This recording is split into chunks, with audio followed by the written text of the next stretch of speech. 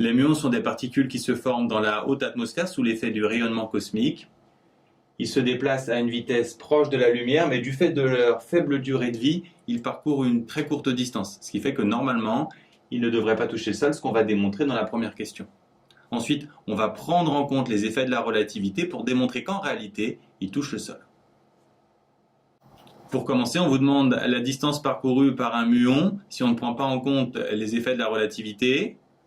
On va retourner la formule V égale D sur T qui nous donne D égale V fois T.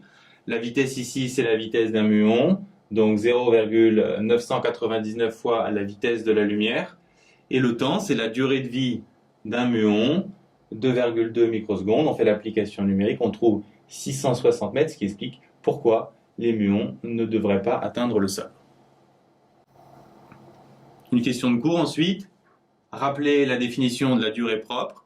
C'est la durée qui sépare deux événements qui ont lieu au même endroit dans un référentiel galiléen.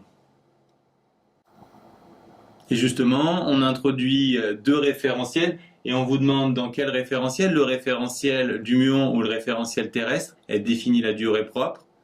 Les deux événements ici sont la naissance et la mort du muon. Ils se passent au même endroit dans le référentiel du muon. Enfin, on vous demande de préciser le nom de l'autre durée. L'autre durée s'appelle la durée mesurée.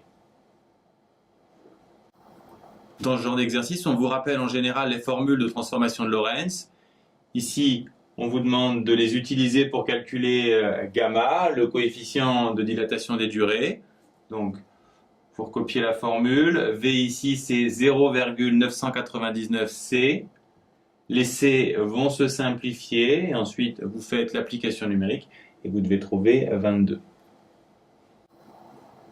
On vous demande ensuite la durée mesurée, c'est-à-dire la durée dans le référentiel terrestre. Il suffit de multiplier le coefficient gamma par la durée propre.